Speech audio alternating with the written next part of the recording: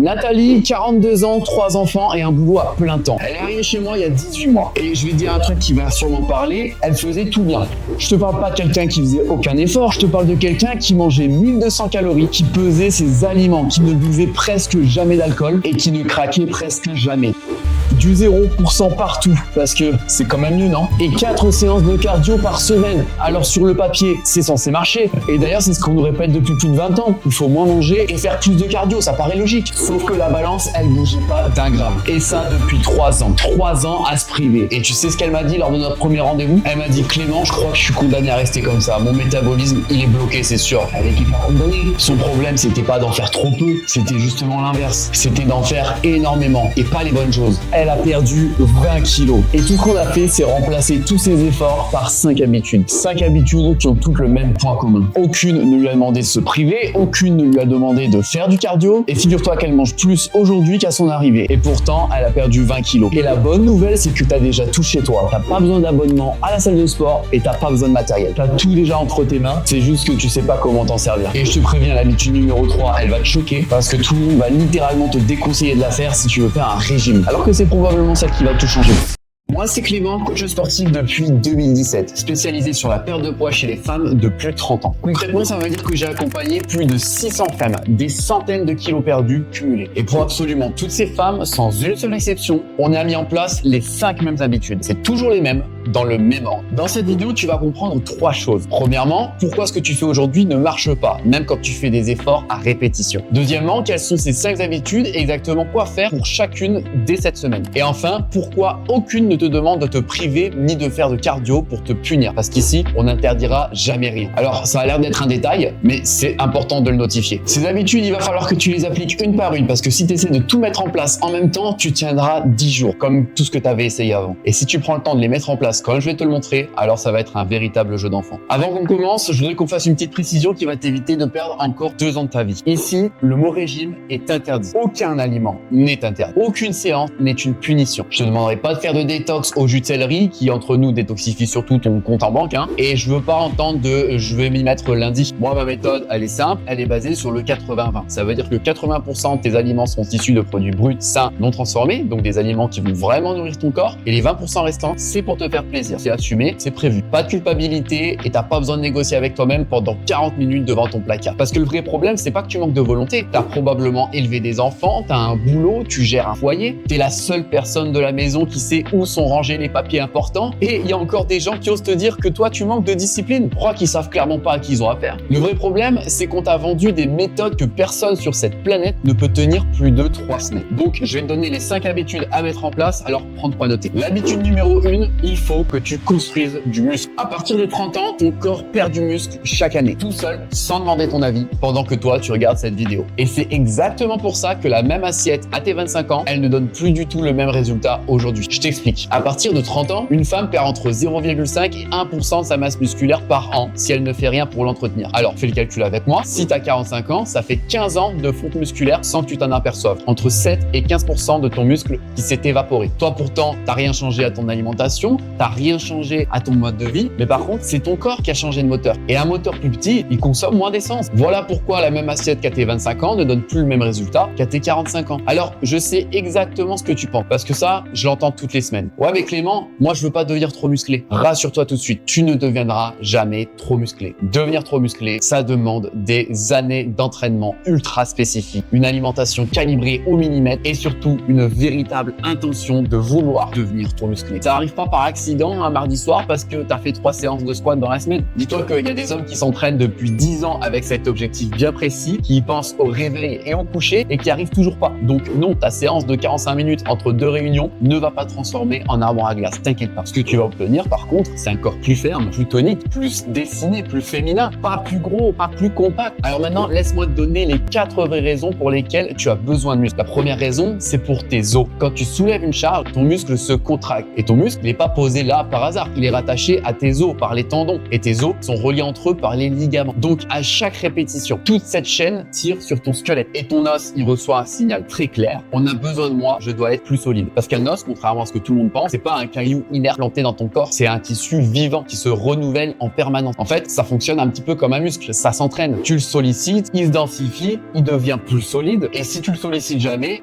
il en conclut qu'il est plus très utile et il baisse les bras, façon de parler quoi. Donc c'est la meilleure prévention de l'ostéoporose qu'on connaisse aujourd'hui et ça coûte rien. Environ une femme sur 3 de plus de 50 ans connaîtra une fracture osseuse dans sa vie. La hanche, le poignet, la colonne, tout ça c'est assez fréquent. Et souvent, ça commence par une simple glissade dans l'escalier parce qu'il n'y a plus assez de gainage et plus assez de force pour se rattraper. Le muscle, c'est pas que de l'esthétique, c'est de l'autonomie à 70 ans. C'est la différence entre porter tes courses toute seule et attendre que quelqu'un passe pour pouvoir t'aider. La deuxième raison, c'est pour ton métabolisme. Imagine un verre. Ce verre, c'est ta capacité métabolique. Tu peux le remplir d'eau juste en haut. Et ce niveau-là, c'est ce que tu peux manger dans une journée sans prendre de gras. Avoir plus de muscles, c'est avoir un plus grand verre. C'est aussi simple que ça. Parce que le muscle, il consomme de l'énergie juste pour exister. Même quand tu dors, même quand tu regardes une série sur le canapé sans aucune intention de brûler des calories. Résultat, tu manges exactement la même chose qu'avant, mais tu es maintenant en déficit calorique sans rien te refuser en plus. Et c'est précisément pour ça que je refuse catégoriquement de mettre mes clients à 1200 calories. Quand tu descends les calories encore et encore, toujours plus bas, tu ne fais que rétrécir ton verre. Et un jour, il n'y a plus rien à enlever. Tu es à 1000 calories, tu crèves la faim en permanence et tu perds toujours rien. Donc bravo, tu es en plein dans une impasse. Nous, on fait exactement l'inverse. On agrandit le verre. La troisième raison, ce sont pour tes hormones. Et là, accroche-toi parce que c'est le passage que personne ne t'a jamais expliqué correctement. Le muscle aide à réguler ton insuline et à stabiliser ta glycémie. Concrètement, moins de coups de barre à 15 heures, moins de fringales sucrées qui tombent du ciel. Alors, ceci dit, je vais être très clair avec toi sur ce point parce que c'est la mode en ce moment de parler d'insuline et de glycémie et qu'on te vend des livres entiers là-dessus. Ça, c'est clairement pas le plus important. Ça reste juste un petit détail. C'est un petit bonus, quoi. C'est la cerise sur le gâteau. Et si tu es persuadé qu'aujourd'hui, tu ne perds pas de poids à cause de ta glycémie, je te le dis direct, t'as complètement tort. C'est pas à cause de ça. Tu ne perds pas de poids parce que tu manges plus que ce que tu dépenses. Point. Le reste, ce sont des foutaises. Voilà, ça c'est dit, on continue. Le muscle, lui, il soutient la production d'hormones de croissance qui ralentit naturellement après 30 ans. Et l'hormone de croissance, c'est l'hormone qui répare ton corps pendant que tu dors. Meilleure récupération, meilleure qualité de peau, meilleur sommeil et une mobilisation des graisses plus efficace. C'est ton équipe de nuit. Donc, autant que tu es une bonne équipe, il soutient aussi ta testostérone. Et non, c'est pas une hormone que pour les hommes. Arrête, je te vois venir. Une femme avec un taux de testostérone normal, c'est une femme qui a de l'énergie, de la libido, de la force et de l'envie de faire des choses. Une femme avec un taux de testostérone proche de 0, c'est une femme qui est fatiguée en permanence et qui ne comprend pas pourquoi. Le muscle t'aide à faire redescendre un cortisol chroniquement élevé et le cortisol, c'est l'hormone du stress, d'accord? Donc, quand il reste haut en permanence, tu dors mal, t'as des fringales le soir et ton corps va stocker beaucoup plus facilement le gras, surtout sur le ventre. Bouger, ça fait redescendre la pression. Mais c'est pas tout, le muscle, ça va augmenter tes endorphines et ta sérotonine. Les endorphines, c'est la sensation de bien-être après une séance, par exemple. Et la sérotonine, c'est l'hormone qui stabilise ton humeur. Donc concrètement, t'es de meilleure humeur, t'encaisses mieux les journées pourries et tu as beaucoup moins envie d'ouvrir le placard à 21h30 pour te consoler. Et retiens bien ce point parce que ça, on va en parler plus tard. Et enfin, le muscle réduit une bonne partie de l'inconfort lié à la périménopause et à la ménopause. Les bouffées de chaleur, le sommeil complètement saccadé, l'humeur en dents de scie. Alors, c'est pas magique, mais l'écart entre une femme qui fait de la muscu et une femme qui n'en fait pas, à cet âge-là, il est considérable. La quatrième raison, et c'est celle dont on parle le moins alors que c'est peut-être la plus importante, c'est pour ta tête. Quand tu es fier de ton corps, tu ne te présentes pas du tout de la même manière au monde. Tu ne choisis plus tes vêtements de taille au-dessus pour cacher tes bourrelets et tu ne te places plus automatiquement au dernier rang sur les photos de famille à moitié planqué derrière ta belle-sœur. Et encore mieux, tu ne te refuses plus une sortie de piscine avec tes enfants parce que tu veux pas te mettre en maillot. Dis-toi que grâce à ça, j'ai des clientes qui ont changé de travail, qui ont osé postuler à des postes qu'elles n'auraient jamais tenté avant. Et elles n'ont pas juste perdu du gras, elles ont récupéré une posture dans tous les sens du terme. Bon, c'est bien beau tout ça, mais maintenant concrètement, qu'est-ce que tu fais? C'est très simple, tu fais 2 à 3 séances de renforcement musculaire par semaine, c'est largement suffisant. Pas besoin d'en faire 6, t'as pas besoin de faire 2 heures à chaque fois, 2 à 3 séances, 45 minutes et c'est plié. Tu peux partir sur du full body, c'est-à-dire que tu vas travailler tout le corps à chaque séance et tu fais 4 à 5 exercices grand maximum, ça suffit largement. Par contre, il y a un point que je veux absolument que tu retiennes parce que 90% des gens passent à côté. C'est la surcharge progressive. Ça veut dire une seule chose, chaque semaine, tu dois faire un tout petit peu plus que la semaine d'avant. Une répétition de plus, un petit kilo de plus, une meilleure amplitude, plus de temps sous tension. Bref, il faut que tu améliores. Si tu fais exactement la même séance avec les mêmes poids pendant 6 mois, ton corps n'a strictement aucune raison de changer. Parce que lui, il s'est déjà adapté il y a déjà bien des semaines de ça. Donc lui, il attend que tu augmentes la pression tranquillement. Donc tu prends un carnet, tu prends ton téléphone, tu notes tout ça et t'écris tes charges à chaque séance. C'est pas être perfectionniste, c'est juste la seule façon de savoir si tu progresses vraiment ou si tu fais du sport juste pour te donner bonne conscience. conscience. Et je précise, t'as pas besoin d'aller en salle de sport, surtout pour commencer. Des élastiques, une paire d'haltères, une chaise, ton poids de corps, ça suffit largement pour les premiers mois. C'est parfait pour prendre tes marques, installer l'habitude et apprendre les mouvements sans avoir 15 personnes autour de toi qui te foutent la pression. Ceci dit, soyons honnêtes 2 secondes, tu te sens d'aller en salle, vas-y, c'est encore mieux. Tu as accès à des charges plus lourdes, à plus de machines et la surcharge progressive, c'est beaucoup plus simple à mettre en place et à gérer sur le long terme. Alors ça veut absolument pas dire qu'à la maison, c'est pas efficace. J'ai des clientes qui ont fait des transformations complètes dans leur salon entre 2 siestes de bébé. La meilleure séance, ça reste toujours celle que tu peux faire. Et dernier point, attends-toi à ce que la balance ne bouge pas beaucoup les 3 premières semaines. C'est normal et c'est même plutôt bon signe. Le muscle, il est plus dense que le gras. Donc prends tes mensurations, prends des photos et regarde comment tes vêtements te vont. Ah, et j'en profite aussi, les courbatures, c'est pas du tout un indicateur d'efficacité. Et si tu es en train de te dire, ok, mais concrètement, je fais quoi comme exercice chez moi?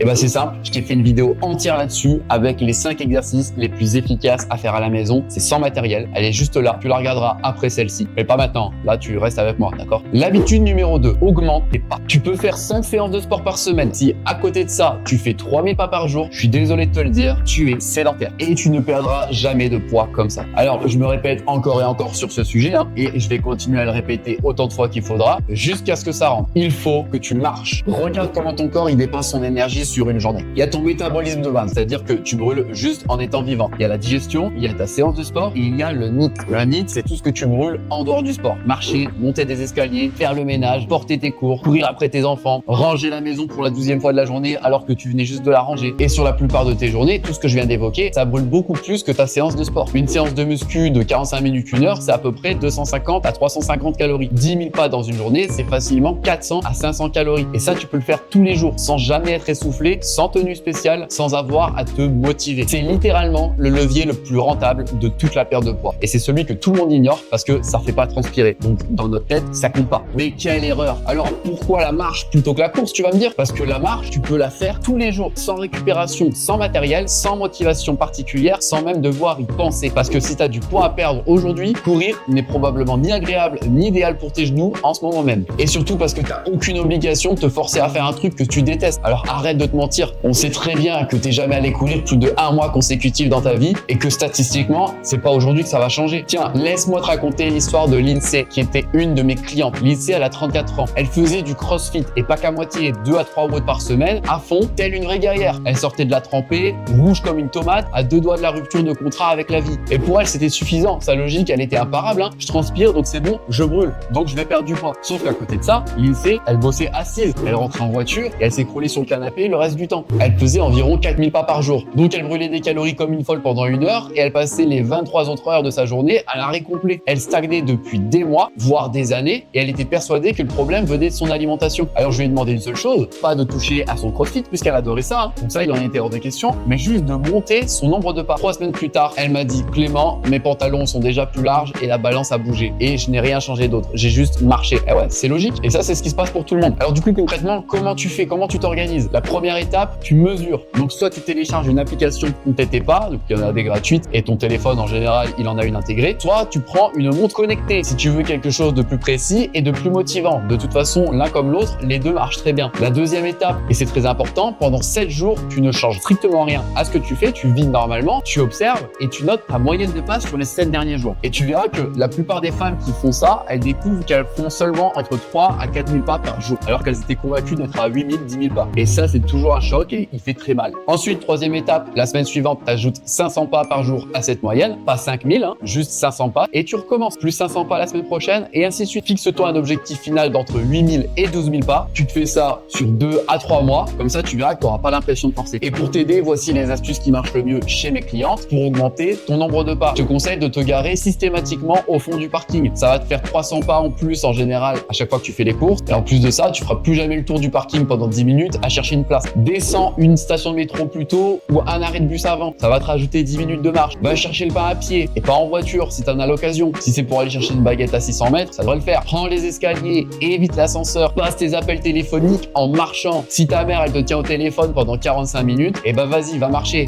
Et si tu es vraiment sédentaire, si tu bosses de chez toi ou si tu vis dans un endroit où marcher dehors n'est pas pratique, investis dans un tapis de marche. C'est probablement le meilleur achat que tu feras cette année. Tu mets devant ta télé, devant ton bureau, tu marches à 3-4 km/h pendant ta série et tu verras, tu vas faire 4000 pas sans même t'en rendre compte. Donc retiens juste ça, 10 minutes de marche, c'est environ 1000 pas. Alors combien de créneaux de 10 minutes t'as dans ta ta journée. Analyse ça parce que je suis sûr que tu en as beaucoup plus que ce que tu penses. Beaucoup plus de créneaux que d'1 heure pour aller à la salle. Ça, je te le garantis. Habitude numéro 3. Compte tes calories. Je sais que ça fait peur. Je sais que tu vas me dire non. Mais si tu veux vraiment perdre du poids, il va falloir compter tes calories. Alors, avant que tu fermes la vidéo, laisse-moi désamorcer les 3 objections que je reçois à chaque fois que je dis ça. Parce que je sais exactement ce qui se passe dans ta tête là. Le premier truc qu'on me dit le plus, c'est compter mes calories, ça va me créer des troubles du comportement alimentaire, des TCA. Alors, je comprends la peur, mais c'est pas du tout de ça que tu dois t'inquiéter. Les TCA, ils naissent de la restriction, de l'interdit, de la privation, du j'ai pas le droit de manger ça, du j'ai été mauvaise aujourd'hui, demain je vais compenser. C'est ça qui détruit les gens. C'est pas un chiffre dans une application. Aux dernières nouvelles, quand tu conduis, tu regardes ton compteur de vitesse et tout va bien. Et dans ma façon de faire, il est absolument hors de question de te restreindre. On va pas te descendre à 1000 calories, on va pas t'interdire un seul aliment et on va surtout pas te faire compenser un écart. Compter, c'est pas se priver, c'est juste savoir, c'est t'offrir la vision. Une fois que tu sais, tu peux manger ton dessert le dimanche en toute tranquillité parce que tu l'as prévu et parce que tu sais qu'il rentre dans ton alimentation. Et c'est exactement l'inverse d'un trouble alimentaire. Ça, c'est être serein. La deuxième objection qu'on me sort tout le temps, c'est j'ai pas le temps de peser. Alors, les 3 premiers jours, ça te prendra maximum 10 minutes par jour, le temps d'apprendre à te servir de l'application. Ensuite, ça tombe à 2 à 3 minutes au bout de quelques semaines et au bout d'un mois ou deux, en quelques secondes, c'est terminé. Sincèrement, tu passes combien de temps par jour sur Instagram? Te mens pas à toi-même, t'as juste à aller voir ton temps d'écran et je pense que ça va te calmer direct. La troisième objection, c'est je vais pas faire ça toute ma vie. Et t'as raison, tu vas pas faire ça toute ta vie. Et c'est tout l'intérêt. Tu vas le faire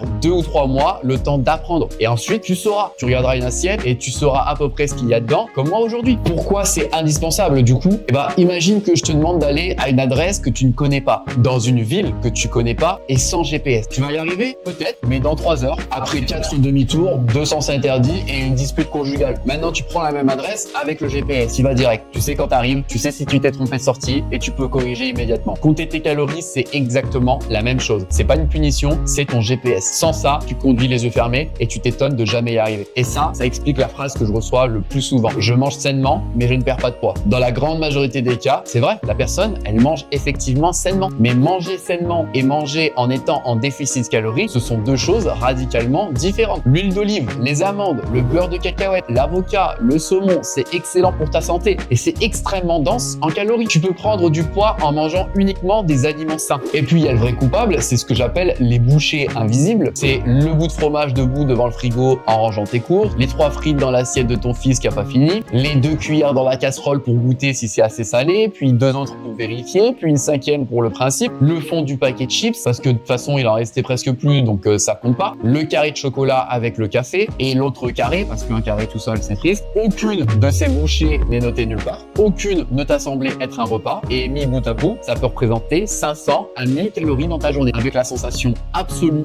et totalement sincère de n'avoir rien mangé. C'est pas de la gourmandise, c'est pas un défaut de volonté, c'est juste invisible. Bah ouais, parce que tu le vois pas. Et l'inverse est vrai aussi. Arrête de dire que tu perds pas de poids parce que tu ne manges pas assez. Ton corps, il met pas ton gras dans un coffre-fort en attendant des jours meilleurs. Il y a pas de plan d'épargne. La physiologie de ton corps, ça fonctionne pas comme ça. Si tu ne perds pas de poids, la piste la plus probable, c'est que tu manges plus que ce que tu crois, pas moins. C'est pas un jugement, c'est pas une faute, c'est juste une information à aller chercher. Alors concrètement, tu prends une balance de cuisine. Ça coûte une dizaine d'euros et ça va t'apprendre plus de choses en une semaine que tout ce que tu as pu voir en scrollant sur Facebook. Tu télécharges une application pour traquer tes calories, il y en a des dizaines. Les plus connus, c'est MyFitnessPal et Yazio. C'est gratuit et j'ai encore mieux que ça. Aujourd'hui, il existe des applications qui fonctionnent à l'intelligence artificielle où tu prends simplement ton assiette en photo et l'appli, elle estime pour toi ce qu'il y a dedans. Et je te rassure, j'ai testé pendant des mois et c'est quand même plutôt bien. Alors, c'est pas parfait au gramme près, mais franchement, c'est largement suffisant pour démarrer et ça enlève 90% des frictions. Si le seul truc qui te bloquait, c'était de peser et de saisir chaque ingrédient dans l'application, alors l'excuse, là, je viens officiellement de te la faire sauter, je suis désolé. Et maintenant, la partie la plus importante, pendant une semaine, tu ne changes strictement rien à ton alimentation, tu manges exactement comme d'habitude et tu notes tout, y compris la petite bouchée que tu manges en scred, y compris le verre de vin, y compris les 3 frites de ton fils. Le but de cette semaine, c'est pas de te restreindre, le but c'est de voir où est-ce que tu en es. Parce que une fois que tu vois, tu peux ajuster. Et ajuster, ce sont 2 ou 3 changements précis, pas un régime complet, pas une nouvelle vie. Et si tu veux le point de départ le plus facile du monde, arrête de commencer ta journée par des tartines, des viennoiseries ou des céréales. Mets des protéines au petit-déj. Les protéines, ça cale beaucoup plus et je te garantis que c'est comme ça que tu vas éviter tes fringales déjà à 10 heures. Bon, concrètement, je sais ce qui te passe par la tête. Tu es en train de te dire que tout ça c'est bien logique, mais que tu sais pas vraiment du coup par où commencer. Si tu voulais commencer dès maintenant. Et ben c'est exactement pour ça que moi je t'ai créé un challenge complètement gratuit de 5 jours. C'est un plan d'action où en gros pendant les 5 5 prochains jours, tu vas mettre une action concrète chaque jour. T'as pas besoin de deviner, t'as pas besoin d'improviser, t'as juste à faire tout ce que je te dis dans l'ordre. Et c'est ça qui va te permettre, dès la fin de cette semaine, de perdre tes 2 premiers kilos sans te priver et sans cardio. Comme je viens de le dire, c'est entièrement gratuit. Le lien, il est directement dans la description de la vidéo. T'as juste à t'inscrire. Ok? L'habitude numéro 4, mange plus de protéines. Tu crois que tu manges assez de protéines et il y a de grandes chances que ce soit complètement faux. Et ton pot de beurre de cacahuète, il est probablement pour quelque chose. Alors pourquoi les protéines, c'est si important? Pense à ton muscle comme si c'était un mur de briques. L'entraînement, c'est le maçon, c'est lui qui donne l'ordre de construire. Les protéines, ce sont les briques. Tu peux avoir littéralement le meilleur maçon du monde, s'il n'a pas de briques sur le chantier, il ne va rien construire. Il va rester là, les bras croisés, à te regarder faire tes 3 séances par semaine pour rien. Et bah, c'est exactement ce qui arrive à des milliers de femmes qui s'entraînent sérieusement et qui ne voient aucun résultat au bout de 6 mois. La deuxième raison, c'est que c'est le nutriment qui demande le plus d'énergie à être digéré. Ton corps, il dépense une partie non négligeable des calories des protéines juste pour les traiter. Aucun autre nutriment ne fait ça à ce niveau-là. Troisième raison, et pour toi, c'est probablement la plus importante, et bah, c'est ce qui te cale le plus longtemps au quotidien. Un petit déjeuner protéiné, t'as pas faim à 10 heures. Un petit déjeuner à base de tartines, tu ouvres le placard 1h30 plus tard en te demandant sincèrement ce qui t'arrive. Alors, pour les protéines, du coup, combien il t'en faut? Vise entre 1,6 et 2,2 grammes de protéines par kilo de poids de corps idéal. Donc, pour une femme de 70 kg, ça fait grosso modo entre 110 et 150 grammes par jour. Si elle vise un poids de forme à 70 kg. Et si aujourd'hui, tu es à 50 grammes par jour, comme la majorité des femmes que je vois arriver, on passe pas à 120 grammes de protéines du jour au lendemain. On monte progressivement, repas par repas, exactement comme pour les pas. Et maintenant, ce que personne te dit, mais qui va te chagriner un tout petit peu, c'est que c'est pas parce qu'il y a écrit protéines sur l'emballage que c'est une vraie source de protéines. Retiens un seul critère. Et ça va te servir toute ta vie. Si la majorité des calories du produit ne vient pas des protéines, ce n'est pas une source de protéines. Les vraies sources, les voilà. On aura du blanc de poulet, de la dinde, la viande hachée à 5%, le poisson blanc, le thon au naturel, les œufs, le fromage blanc 0%, le cottage cheese, la whey. Et je vais dire un petit mot sur les œufs parce que je sais que ça revient toujours. Le jaune, c'est pas ton ennemi. Il est même bourré de bons nutriments. Donc, ne va pas jeter les jaunes d'œufs dans l'évier. Ça serait du gâchis. Mais par contre, important de le savoir, la majorité des protéines, elles sont dans le blanc de l'œuf. Donc, 2 œufs entiers, ça te fait environ 12 grammes de protéines, alors que 200 grammes de blanc d'œuf, ça t'en fait plus du double pour beaucoup moins de calories. Et si tu veux privilégier le blanc d'œuf sans casser 30 œufs et sans te retrouver avec 28 jaunes à côté, il existe des blancs d'œufs en bouteille prêts à l'emploi dans beaucoup de supermarchés. Et au pire, tu peux en commander sur internet. Tu verses, tu cuis, c'est réglé. Maintenant, il faut qu'on fasse attention parce qu'il y a des fausses bonnes sources de protéines. C'est celles qui font croire que tu es à 100 grammes de protéines alors qu'en vrai, tu es à 55 grammes. Par exemple, le beurre de cacahuète, les oléagineux, le quinoa, le houmous, les barres protéinées. Je sais, ça surprend. Les céréales riches en protéines. Alors oui, tout ça, ça contient des protéines, mais ce ne sont pas des sources de protéines pures. Et ça fait une grosse différence. Prenons le beurre de cacahuète par exemple, que tout le monde l'adore. Moi, le premier, j'en suis fan. Une portion officielle, c'est 15 grammes. Fais l'expérience une seule fois. Mets ta cuillère habituelle sur la balance. En général, on est plutôt à 40-50 grammes. Donc, entre 250 et 300 calories au lieu de 90 avec la portion recommandée. Pour finalement que 4 grammes de protéines. Le beurre de cacahuète, c'est pas une source de protéines. C'est une vraie source de lipides avec un peu de protéines dedans. Et un excellent moyen de te mettre 300 calories dans ta journée sans même t'en apercevoir. Qui fait que t'es debout devant le placard à 22h avec la cuillère directement dans le pot. Pareil pour les barres protéinées, je t'en parlais juste avant. Une bonne barre protéinée, c'est entre 17 et 20 grammes de protéines. C'est bien, on est d'accord. Sauf qu'elle t'apporte souvent autant, voire plus de glucides, plus une bonne dose de lipides. Tu n'augmentes donc pas seulement tes protéines, mais tu augmentes tout. Compare avec une dose de whey. 20 à 30 grammes de protéines, souvent moins de 3 grammes de glucides et de lipides. La barre, ça dépanne dans la voiture, mais c'est pas ce qu'il faut que tu utilises au quotidien. Et enfin, mon préféré, les céréales protéinées, parce que maintenant, ça y est, ça commence à être à la mode. Retourne le paquet. Très souvent, les valeurs affichées en énorme sur la face avant sont calculées avec le lait. Enlève le lait, compare avec des céréales classiques à portion égale et l'écart, il devient minuscule. Et souvent, il y a même plus de sucre dans la version protéinée. Donc ça, c'est du marketing, ni plus ni moins. Mais toi, à partir d'aujourd'hui, tu retournes toujours le paquet et tu lis le tableau du dos pour 100 grammes. Pas à la face avant, pas parce qu'il y a marqué protéines. Tout ça, c'est de la publicité, c'est du marketing. Habitude 5. Gère tes émotions, pas ton assiette. T'as passé une journée pourrie. Il est 21h30, tout le monde dort et tu te retrouves devant le placard sans même avoir décidé d'y aller. T'as pas faim, tu le sais très bien, mais tu manges quand même. Et si tu te reconnais, cette partie, elle est pour toi. Et c'est probablement la seule chose qui te bloque depuis des années. Une très grosse partie des femmes que j'accompagne mangent ou ont mangé leurs émotions. Et tu peux connaître absolument tout ce qu'il faut savoir sur la perte de poids, les calories, les macros, la surcharge progressive, les protéines, tout. Mais si tu n'arrives pas à appliquer tout ça lorsque tu passes une mauvaise journée, ça ne servira à rien. C'est pas un problème de connaissance, c'est un problème de mécanisme. Et ce mécanisme, il est en place depuis bien plus longtemps que tu ne le crois. Depuis le jour de ta naissance, quand tu pleures, on met quelque chose dans ta bouche, un biberon ou une tétine. On t'a appris avant même que tu saches parler que ce qui entre dans ta bouche apaise ce qui se passe dans la tête. Tu mets ce que tu veux dans ta bouche. Mais 40 ans plus tard, ça devient le paquet de gâteaux à 21h, humeur, le verre de vin du vendredi, la cigarette, le grignotage devant ta série préférée. C'est pas de la faiblesse, c'est un réflexe d'apaisement, vieux de 4 décennies. Tu vas pas le défaire avec de la volonté un mardi soir entre 2 lessives. Et le pire, c'est la boucle qui suit. Je mange pour me calmer, je culpabilise, je fais 45 minutes de cardio le lendemain pour compenser, je me prive toute la journée et je craque encore plus fort le surlendemain parce que je suis affamé et épuisé. Cette boucle-là, elle continue encore